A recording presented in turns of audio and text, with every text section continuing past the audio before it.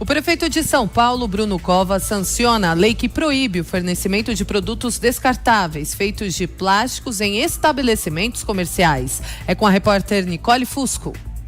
Os estabelecimentos comerciais de São Paulo terão até janeiro do ano que vem para trocar os produtos plásticos por similares de material biodegradável, compostável ou reutilizáveis. A nova lei, que proíbe o fornecimento de produtos descartáveis feitos de plástico, foi sancionada nesta segunda-feira pelo prefeito Bruno Covas. A legislação foi aprovada pela Câmara Municipal no dia 10 de dezembro do ano passado e proíbe, por exemplo, copos, pratos, talheres e varas para balões feitos desse material.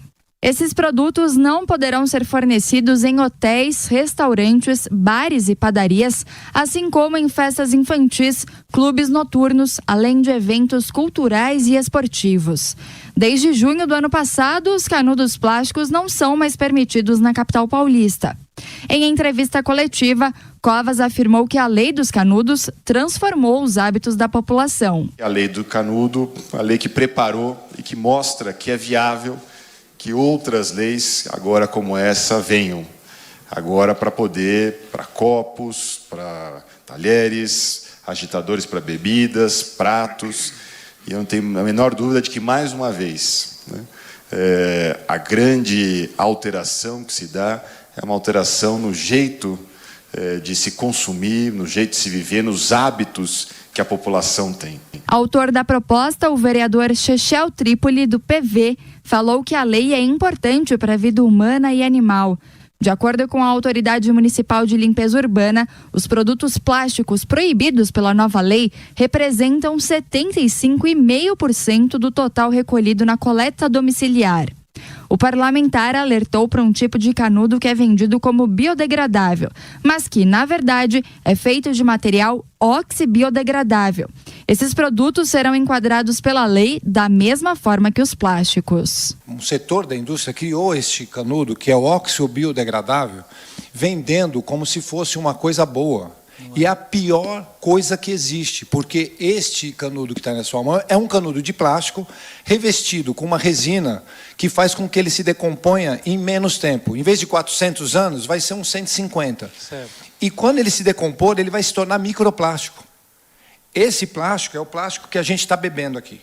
O gerente de um bar na região central de São Paulo, Wallace Ferreira, diz que a mudança traz um custo a mais para o estabelecimento. Isso porque os materiais biodegradáveis ou reutilizáveis são mais caros. Usamos talher de plástico, copo descartável, usamos tudo, né? Para viagem a gente acaba usando.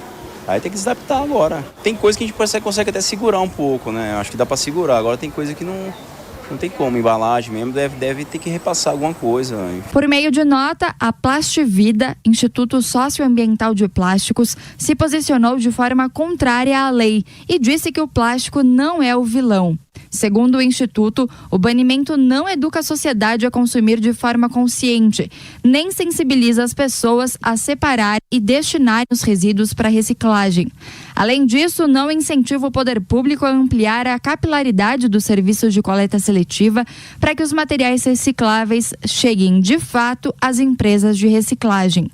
A lei sancionada nesta segunda-feira prevê que, se ela não for cumprida, haverá no primeiro momento uma advertência ou intimação. Se houver reincidência, a multa pode variar de R$1.000 a R$8.000. A legislação prevê até mesmo o fechamento do estabelecimento. Olha, na verdade, eu não gosto disso por vários motivos. Primeiro, é a mentalidade que trai esse tipo de medida paternalista de achar que o Estado, com os seus políticos e burocratas, representa uma entidade clarividente que vai cuidar de todos nós e do meio ambiente, impondo nossos hábitos de consumo dessa forma, né? E sem se preocupar tanto com os custos de adaptação nas empresas. Aí você vai lá e esquece que tem um trade-off, uma troca, você cria essa obrigação de não ter mais os produtos de plástico, aí a empresa tem que, por exemplo, gastar muito mais dinheiro com água para lavar nas máquinas ou nas louças os talheres, né? Então aí tem um impacto na água. O canudinho, que já foi motivo de muito alarde, todo mundo se sente muito bem de não estar consumindo o canudinho de plástico, mas ele representa, segundo algumas estimativas, 0,02% de todo o plástico que é despejado nos mares. Ou seja, a gente tem aquelas imagens muito chocantes, né, de alguns bichos que têm problemas, toda a simpatia a quem se preocupa com o meio ambiente e com os bichos. Isso é legítimo e até louvável. Mas a gente tem que ter uma preocupação entre meios e fins, senão a gente está monopolizando os fins nobres e quem discordar dos meios que eu defendo é um insensível que não liga para aqueles fins. Isso aí é uma tática muito manjada de debate, entre aspas, porque é fugir do debate. Infelizmente, coisa que tem acontecido com muito ambientalista. Então, é muito alarde por nada, trai uma mentalidade estatizante, autoritária até, eu diria, de querer se meter nos hábitos de todos, e não liga exatamente para os custos disso. Eu vivo na Flórida, nos Estados Unidos, onde você realmente tem o hábito aqui de comprar tudo descartável. As pessoas dão festas aqui de alto nível com talheres descartáveis. Eu não acho que o caminho seja esse. Eu realmente vejo isso com uma certa preocupação. Eu entendo a necessidade de sensação de alma lavada de quem usa sacolinha ali, ecologicamente correta na hora de ir no supermercado. Mas cá entre nós, não é isso que vai salvar o planeta. É interessante. São Paulo tomou umas medidas, independente de partido político, foram muito interessantes na cidade. Por exemplo, o uso do cinto de segurança. Foi um político, inclusive, pouco afeito a questões republicanas, que sempre teve problema com a justiça, ultimamente não sai de casa, mas na gestão dele é que foi adotado o cinto de segurança aqui em São Paulo. E foi uma coisa importante. Outra era visitar, permitir ver as cozinhas dos restaurantes. E aí, muitas vezes, tinha situações terríveis nessas cozinhas. Depois, uma série de questões que envolvia asepsia no atendimento dos bares, restaurantes e até nas feiras livres, que é uma característica da cidade de São Paulo, produto, inclusive, da reivindicação dos grevistas em 1917. Portanto, as feiras livres em São Paulo, com essa estrutura, é produto lá de 1917. E mais recentemente é uma série de medidas importantes. A questão do fumo, aí foi com o governo do estado, que foi muito importante também. São as leis que pegam, isso que é curioso, né? Porque no Brasil tem lei que pega e lei que não pega. Essa é importantíssima, muito importante, né? Eu acho que é uma questão que está presente. É incrível o lixo que cada um de nós produzimos, por exemplo, da questão do plástico. Se a gente for contabilizar, é uma coisa assim assustadora. Agora, é necessário, além dessas medidas adotadas pela prefeitura, algumas outras. Por exemplo, a coleta seletiva. Nós já falamos aqui sobre isso. Não adianta o prédio, e muitos prédios assim o fazem, separam os produtos do lixo, mas aí chega o caminhão, junta tudo e leva embora. É uma coisa absolutamente irracional. Então a coleta seletiva é mais cara, é difícil? Claro que é mais difícil do que juntar todo o lixo e jogar no caminhão. Porém, isso tem de começar a ser feito. Ter postos nos vários bairros, nas várias zonas da cidade. É necessário ter uma política do lixo no município, mas não só. O Brasil não tem uma política de lixo. Quando você caminha pelo sertão nordestino, o semiárido, que é o mais populoso do mundo, vale destacar, diversamente do que imaginava o Antônio Conselheiro, o sertão não vai virar mar, o sertão vai virar plástico. É inacreditável o número de garrafas PET, tudo jogado, uma coisa assim assustadora. Quando você vai a praias aqui no Brasil, você encontra isso nas lagoas, nas praias. Quer dizer, então precisa ter um trabalho de educação, passa pelas escolas, mas não só.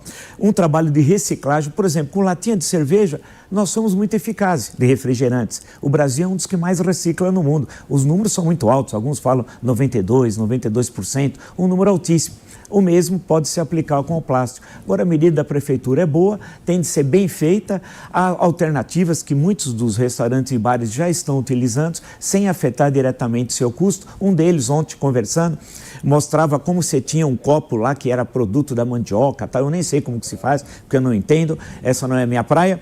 E ele, com isso, depois descartava esse produto e não tinha o gasto com a água e com detergente e coisas do gênero. Então, são avanços que são feitos e a cidade de São Paulo, que é a maior cidade da América do Sul, tem de dar o exemplo nessa questão do meio ambiente. E nós estamos aqui muito atrasados. Professor, e só lembrando aquela celeuma da sacola plástica aqui em São Paulo, as sacolinhas mudaram, os produtos mudaram, só que os mercados continuam distribuindo. Muitas vezes a pessoa paga por essa sacola. 8 centavos, paga aqui 8 centavos, mas houve uma diminuição das sacolinhas. Exato. Eu mesmo, então vamos passar pelo indivíduo.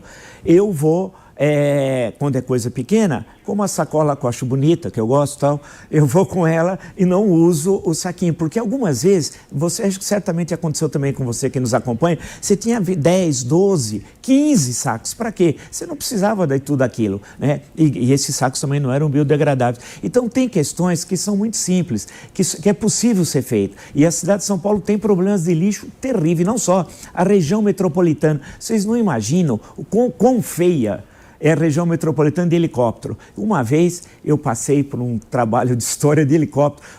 É assustador. Se a região metropolitana é feia caminhando pelas ruas, ela é horrorosa pelo alto. E aí você vê a tragédia do meio ambiente, os corpos, o lixo jogado para todo lado. E por fim uma questão. Pega essa região de Itajoampã, descendo para a rua Estados Unidos, que é a região dos Jardins. É incrível. Você coloca o lixo, e nós falamos outro dia aqui, 4 horas antes de passar o caminhão, à noite. Uma região que o IPTU é caríssimo, né? Você coloca o saco de lixo e vai passar o caminhão à noite, 4 horas depois, e lá fica com rato, barata. Não dá. Aí tem de ter cestas nas calçadas, mas aí tem outro problema. As calçadas, se coloca a cesta para colocar o lixo, ninguém consegue andar na calçada. Porque nós somos uma cidade que sequer tem calçadas. Você não consegue andar. Outro dia encontrei aqui na região, que ela mora por aqui, a Janaína Pascoal, e conversando com ela, batendo papo sobre calçada da Rua Pamplona, né? Que é uma coisa absurda. A Rua Pamplona tem calçada que passa uma pessoa, porque tem o poste, tem o orelhão, nós temos orelhão, Ninguém usa, mas tem. Ninguém usa mais orelhão, mas tem orelhão. Tem o poste e aí passa uma pessoa e tem o buraco. Ela disse que caiu e acabou cortando o queixo e tal. Os idosos, é um negócio assim tenebroso. Então o prefeito, esse que quer ser candidato, tem vários que querem ser candidatos, prefeitos e prefeitas, tal. Você tem de perguntar quando teremos calçadas, né? Quando teremos acessibilidade, quando teremos fiação enterrada, quando teremos uma política de lixo, né? É o básico, porque todo mundo quer ser prefeito de São Paulo. Agora, discutir os problemas das cidades e apresentar soluções viáveis a curto e médio prazo, isso ninguém quer. Olha, deixa eu só trazer duas informações, Tiago, rapidinho. A primeira é o seguinte, em relação à cultura de jogar lixo no chão, que realmente existe e é lamentável, eu não acho que muda isso pelo Estado ou por leis, e sim pelo aspecto familiar, educacional e cultural. Eu recomendo aos nossos ouvintes e internautas o livro do Theodore Dalrymple, um psiquiatra britânico, tem traduzido no Brasil, chamado justamente Lixo, pela Realizações. É um livro muito bom sobre isso. E em relação à coleta de lixo, eu só quero trazer a experiência aqui da Flórida, que eu vejo aquelas cenas, eu via no Rio de Janeiro, eu vivi até 38 anos lá, era chocante, aquele caminhão em condições insalubres, com 8, 10 pessoas atrás, né, coletando os sacos de lixo. Aqui é tudo organizado dentro das latas de lixo, que deixam um dia antes, esperando já o reciclado ou não, e o caminhão passa com uma pessoa, o motorista apenas e ninguém mais. Ele aperta um botão automático, vai lá, recolhe, joga atrás e segue a vida. Ou seja, tecnologia é o nosso grande aliado aqui.